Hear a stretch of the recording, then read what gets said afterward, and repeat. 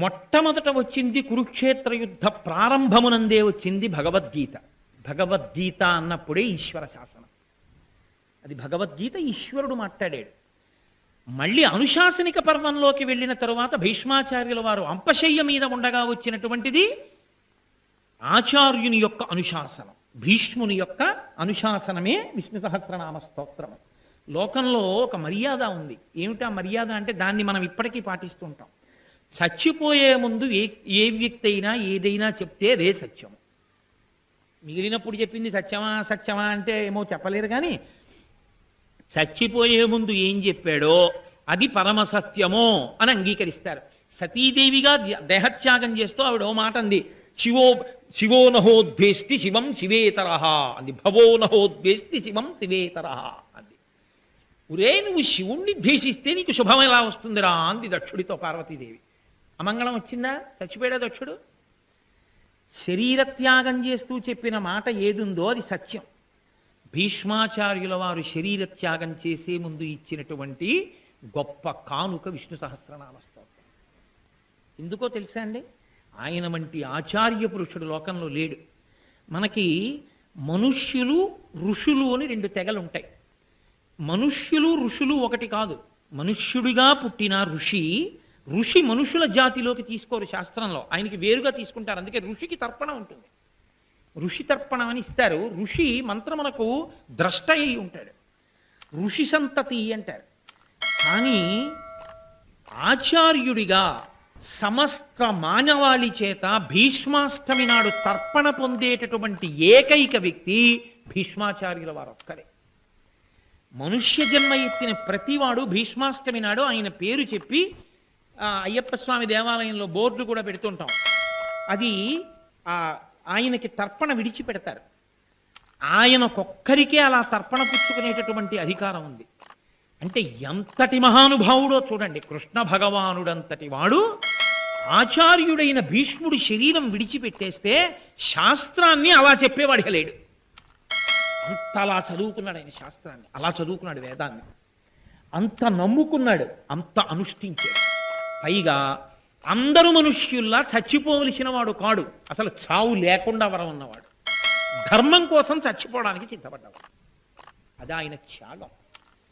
ఆయనకేం సర్వసైన్యాధిపత్యం ఉన్నవాడు. దుర్యోధనుడు మహాభారతంలో యుద్ధ ప్రారంభంలో అందరినీ పిలిచి చెప్పిన మాట ఏమిటో తెలుసా అండి? బాగా యుద్ధం చేయండి అని చెప్పలేదు, భీష్మాచార్యుల వారిని కాపు కాయండి అని చెప్పాడు. దుర్యోధనుడికి తెలుసు భీష్ముడొక్కడు నిలబడితే పాండవులు కూడా నిలబడలేరు తెలుసు. ఎందుకని? అసలు చంపడం అన్న మాట లేదు, భీష్ముడిని చంపగలిగిన వాడు లేడు. నేను చచ్చిపోతానని భీష్ముడు అంటే చచ్చిపోతాడంతే. సాధారణంగా లోకంలో చావు లేదనగానే అహంకారం ఉంటుంది. రాక్షసులందరూ నీకు ఇదిగో ఈ కారణానికి చావు లేదనగానే దేవలోకానికి పోయి వాళ్ళందరినీ ఇబ్బంది పెడుతూ ఉంటారు. స్వచ్ఛంద మరణం వరం ఉండి నువ్వు కోరుకుంటేనే చావు వస్తుంది తప్ప నువ్వు కోరుకోపోతే చావే రాదన్నా. ఇంకా 997 నామాలు ఉన్నాయి. మరి అవన్నీ పెట్టకుండా ఈ 3 నామాలే ఎందుకు అంటే కే కే కే ఇప్పుడు అనకండి, మీరు ఇంటికి వెళ్ళి చూడండి. కా కా కే కే అన్నప్పుడు కంఠంలోంచి వచ్చే ధ్వని వస్తుంది. నాలుక పైన తగిలితే వచ్చే ధ్వని వస్తుంది. ఒక సంవత్సరం పాటు కడుపు నిండేటట్టుగా కాకినాడలో మహాభారతం చెప్పుకుందాం అనుకుంటున్నాం. అందుకే కాబట్టి అదిగో ఆ శాంతి పర్వం అనుశాసనిక పర్వంలో మాట్లాడుతూ ఇక తాను ప్రాణములను శరీరము నుంచి ఉద్గమింప చెయ్యాలనుకున్నాడు, విడిచిపెట్టేద్దాం అనుకున్నాడు. అనుకుని ఎదురుగుండా నిలబడినటువంటి కృష్ణ భగవాను ఆపాదమస్తకం ఒక్కసారి చూస్తూ ఇదే రేపు లోకానికి రక్షణ కావాలి, ఇదే రేపు అందరూ భగవాను చేరుకోవడానికి మార్గం కావాలి. ఇక్కడ అధికార అనధికార అన్న 2 మాటలు లేవు. అందరూ నామం చెప్పచ్చు. కాబట్టి అందరికీ పనికొచ్చేటటువంటి సహస్రాన్ని లోకానికి అందిస్తానని కారణజన్ముడు, అష్టవసువులలో ఒకడైనటువంటి మహానుభావుడు, దీర్ఘాయుష్మంతుడు, వేదాంగములు చదువుకున్నటువంటి భీష్ముడు ఎదురుగుండా శ్రీమన్నారాయణ స్వరూపాన్ని నిలబెట్టుకుని కన్నులతో తాగుతూ యోగ విద్య చేత చైతన్యాన్ని ఉపసంహారం చేసేసి శరీరము నుండి ప్రాణములు నిర్గమించే ముందు చెప్పినటువంటి ఆఖరి స్తోత్రం విష్ణు సహస్రనామ స్తోత్రం. కాబట్టి అది ఎంత సత్యమో ఆనాడు సతీదేవి చెప్పిన మరణవాంగ్మూలం ఎటువంటిదో భీష్ముని మరణవాంగ్మూలము విష్ణు సహస్రనామ స్తోత్రము. అందుకే ఈశ్వర శాసనం అయితే తప్ప ఆచార్య అనుశాసనము జరగనివ్వలేదు. అందుకని భీష్ముడు మొదట గీత అయితే తప్ప ఆయన చెప్పడు. గురువైనటువంటి వాడు ముందు ఈశ్వరుడు మాట్లాడినవేవో బాగా తెలుసుకుని తాను వాటిని బాగా నమ్మి విశ్వసించి జీర్ణం చేసుకుని ఆచరించి తన శిష్యులతో ఎప్పుడు చెప్పినా వేదప్రోక్తమైన విషయాలు చెప్పాలి తప్ప తన పుర్రికి పుట్టినటువంటి విషయాలన్నీ తీసుకొచ్చి లోకం మీద రుద్దకూడదు. అలా చెప్పే అధికారం ఏ గురువుకి లేదు. ఒక్క శాస్త్రం చెప్పినదేదో వేదం చెప్పినదేదో అది మాత్రమే ప్రమాణం అంతే తప్ప వేదము చెప్పనిది ఏదీ ప్రమాణం కాదు. వేదము అంటే ఈశ్వరుని యొక్క వాక్కు, అదే మనకి ప్రమాణం. కాబట్టి అదిగో అప్పుడు వచ్చింది విష్ణు సహస్రనామ స్తోత్రం. అంత పరమపావనమైన విష్ణు సహస్రనామ స్తోత్రము కృష్ణుడు ఎదురుగుండా నిలబడి ఉండగా జగద్గురువైన కృష్ణుణ్ణి దర్శనం చేస్తూ జగత్తుకి ఆచార్యుని వంటి స్థాయి పొందినటువంటి భీష్ముని నోటి వెంట మరణానికి ముందు వస్తే మరొక జగద్గురువైనటువంటి శంకర భగవత్పాదుల చేత భాష్యాన్ని పొంది త్రివేణీ సంగమమైంది. అందుకే విష్ణు సహస్రనామ స్తోత్రాన్ని చదువుకోవడము అంటే పరమేశ్వరుణ్ణి చేరుకునేటటువంటి మార్గంలో ప్రయాణం చేసేది. ఎందుకు భీష్ముడు అటువంటి సహస్రనామ స్తోత్రం ఇచ్చాడో తెలుసండి? అది సమస్త జీవకోటిని ఉద్ధరించేది కాదు, ఒక్క మనుష్య ప్రాణినే ఉద్ధరిస్తుంది. ఇందువల్ల అంటారేమో మీరు, లోకంలో కొన్ని ఉంటాయి, అవి ఒక్క మనుష్య ప్రాణుల్ని ఉద్ధరించేవి కావు, సమస్త జీవకోటిని ఉద్ధరిస్తాయి. కార్తీక పౌర్ణమి నాడు దీపం పెడతారు. కార్తీక పౌర్ణమి నాడు వెలిగించినటువంటి దీపాన్ని అన్ని దీపాల్లా వెలిగించి విడిచిపెట్టకూడదు. కార్తీక పౌర్ణమి నాడు దీపాన్ని వెలిగిస్తే కీటాపతంగాహమశకాశ్చ వృక్షాః జలే స్థలే ఏ నివసంతి జీవా దృష్ట్వా ప్రదీపం నచ జన్మభాగినః అనో శ్లోకం చెప్తారు. ఆ దీపపు కాంతి ఎంత దూరం పడుతుందో అంత దూరం క్రిములు, కీటకములు, మురుగు కాల్వలో ఉన్న పురుగులు కూడా ఆ రోజున మోక్షాన్ని పొందుతాయి. ఆ దీపపు కాంతి పడితే చాలదు. ఒక్క కార్తీక పౌర్ణమి నాడే ఇచ్చారు. అందుకే గుత్తి దీపాలన్నీ కార్తీక పౌర్ణమి నాడు ఎందుకు పెడతారంటే ఇంట దీపం లేకుండా ఉండకూడదు. ఒకసారి కట్టి గృహప్రవేశం చేస్తే మీరు ఏదైనా ఊరిడితే ఇంటి తాళాలు మీ ఇంటి పురోహితుడికి ఇచ్చి అయ్యా దీపం పెట్టి నైవేద్యం పెట్టండి అని చెప్పాలి. మీ నాన్నగారు ఇంట్లో ఉంటే వదిలేసి పెడతారా? ఇంటి పరిపాలకుడైన స్వామి పూజామందిరంలో ఉన్నాడు, తాళం వేసి ఎలా వెళ్ళిపోతారు?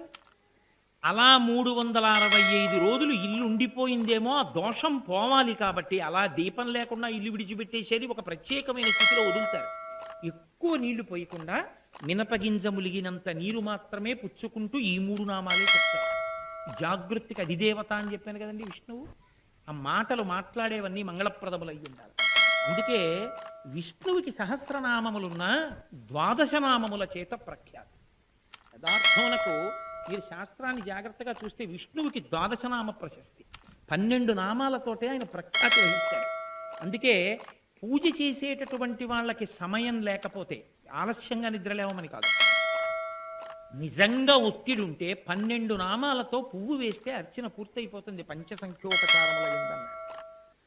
కేశవ, నారాయణ, మాధవ, గోవింద, మధుసూదన, విష్ణు, త్రివిక్రమ, వామన, శ్రీధర, ఋషికేశ, పద్మనాభ, దామోదర, అంతే 12 నామాలు. దామోదర తర్వాత చెప్పే సంకర్షణ, యుద్ధ, ప్రద్యుమ్న వాటిని 12 నామాల్లోకి తీసుకోలేదు యథార్థానికి. ఎందుకో తెలుసా అండి?